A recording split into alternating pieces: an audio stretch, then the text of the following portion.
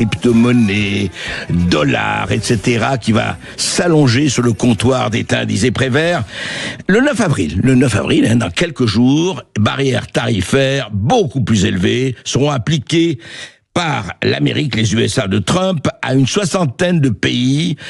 Alors, il y avait l'écologie punitive, maintenant, il y a la douane punitive. Pourcentage de base de 10% s'additionne à la surtaxe pour tous ceux visés directement par les tarifs. Charles Gave, on en parlait, vous disiez, voilà, il y a la dette, il y a la défense, il y a effectivement la charge de la dette, je rappelle, 33 000 milliards de dollars, 33 trillions, plus intérêts. Donc, alors pourquoi cette décision spectaculaire, c'est le moins qu'on puisse dire? Eh bien, écoutez, je vais vous raconter l'histoire. Allez, on va prendre une société comme Apple. Oui. Des fleurons américains. Hein. Oui. Elle fait sa recherche et ce développement aux États-Unis. Puis ensuite, elle trouve des usines qu'elle possède pas, mais à qui elle donne ça en sous-traitance, qui va faire les téléphones. D'accord. En Chine. Et le téléphone en Chine, il coûte à peu près $100. À Apple. Et ensuite, alors, aux États-Unis, il coûte $1000. Ah oui, d'accord. Différentiel intéressant, oui. C'est déjà pas mal. Donc, oui. Dans un pays normal, une société normale, les téléphones partiraient de Chine, ils iraient aux États-Unis. Apple gagnerait, mettons, $800 par téléphone, avec tous les frais. Et puis, il paierait 38% d'impôts, 32% d'impôts, 30% d'impôts au gouvernement américain. Ouais. C'est pas du tout ce qui se passe. Ce que fait Apple, c'est qu'ils ont établi une filiale en Irlande, qui achète les téléphones à 100 et qui les revend à 900 à la maison mère, enfin oui. Parce que les taux d'imposition en Irlande ne sont que de 4%. Ah, d'accord. Voilà. Et donc, et c'est vrai de Microsoft, c'est vrai de toutes les grandes multinationales américaines, elles font toutes le même coup. C'est-à-dire qu'elles ne payent plus aucun impôt aux États-Unis.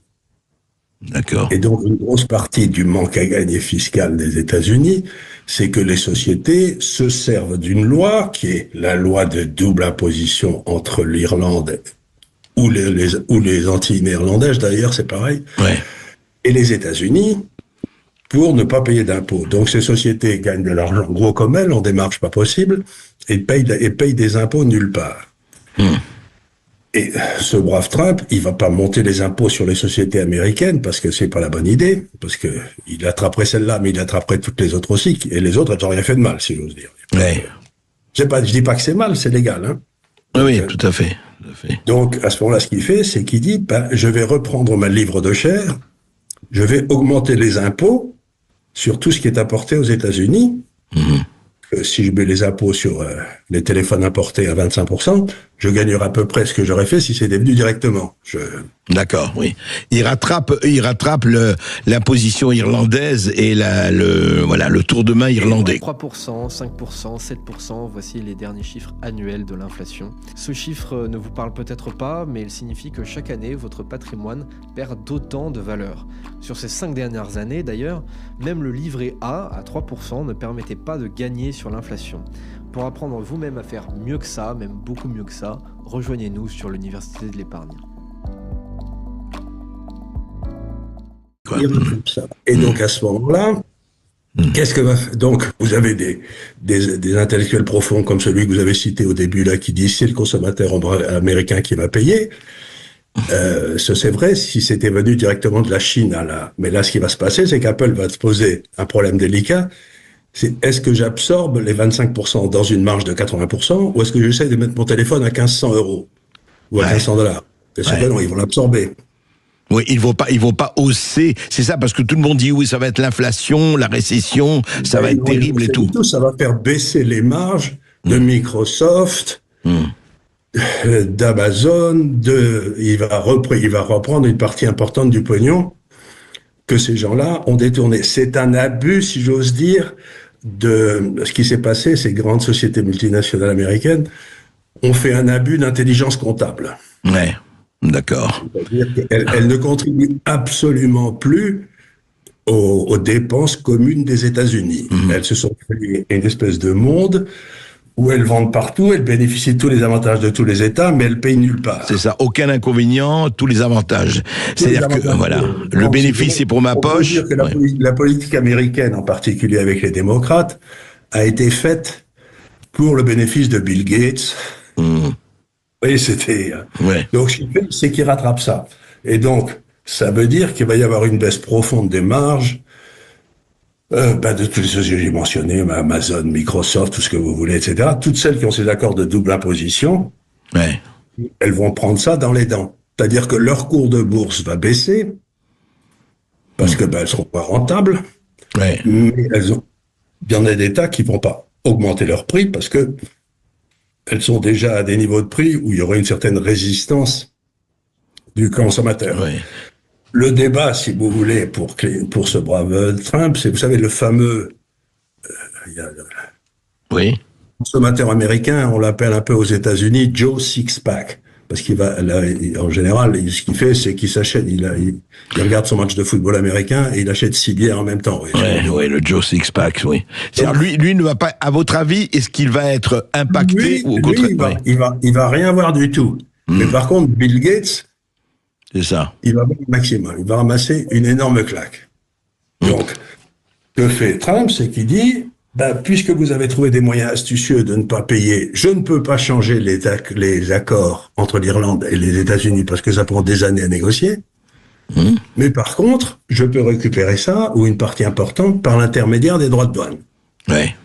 Il s'attaque aux recettes, de côté recettes, et il fait monter les recettes sur ceux qui, dans le fond, ne payent pas leur juste part. C'est le moins qu'on puisse dire. Mais alors justement, Charles Gave, comment ça se passe? Parce que hier, on a tous vu, les télévisions du monde entier ont montré Trump avec sa liste. Alors, comment, c'est intéressant, à votre avis, dans son cerveau ou dans le cerveau de ses conseillers, Chine 34%, plus, je rappelle, ceux qui payent déjà, Union Européenne 20%, Vietnam 46%, Taïwan 32%, Royaume-Uni 10%, ça se passe comment? C'est à la louche, c'est au délit de faciès, à la tête du client ou pas du tout? Vous savez, 80 ou 90% des importations américaines doivent venir des 3 ou 4 plus gros exportateurs. Donc, vous avez le Mexique et le Canada qui sont traités à peu près convenablement. Là, ceux-là, parce qu'ils font partie du monde américain. Et puis les autres, on met 90% sur la Malaisie ou j'en sais rien. Mais il doit exporter quelques ananas, quoi. Ce que je veux dire, c'est pas... Oui, c'est pas fondamental. En fait, vous dites, je tape sur tout le monde, et vous tapez sur les GAFA. Voilà sur qui vous tapez. C'est les GAFA, c'est de récupérer, et il faut pas oublier que tous les GAFA étaient violemment contre Clinton. Trump. Trump, oui, c'est ça. D'accord. Ils ont fait campagne contre lui, parce qu'ils se rendaient bien compte que si les républicains arrivaient, un de ces quatre, ils risquaient de se faire choper. Donc, c'est une affaire de recettes fiscales avec un abus de droit qui a été fait par ces sociétés pour ne pas payer. Je vous signale que, par exemple, je crois que Microsoft, qui a un très gros marché en France, ne paye pas un sou d'impôt en France. D'accord, oui.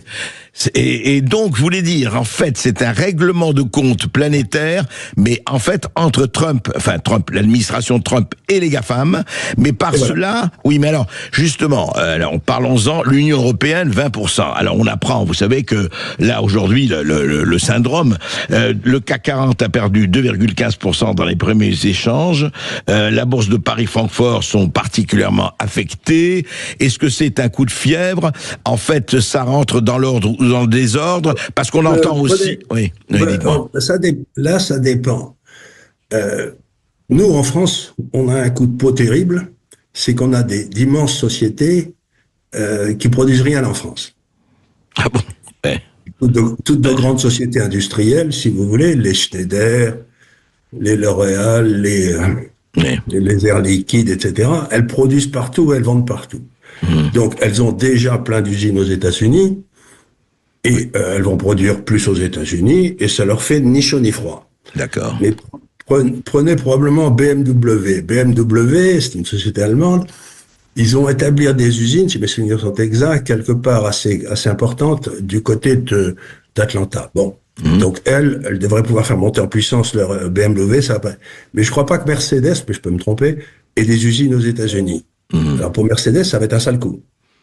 C'est-à-dire que ce que Trump dit, c'est que si vous voulez, pour éviter ces avantages fiscaux indus que vous vous êtes attribués, si vous voulez vendre aux États-Unis, il faut que vous produisiez aux États-Unis.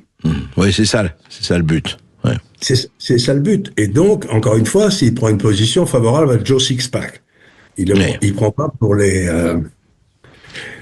Mais ça veut dire aussi que ces espèces d'accords internationaux, tous ces trucs, c'est par là que passait toute la corruption.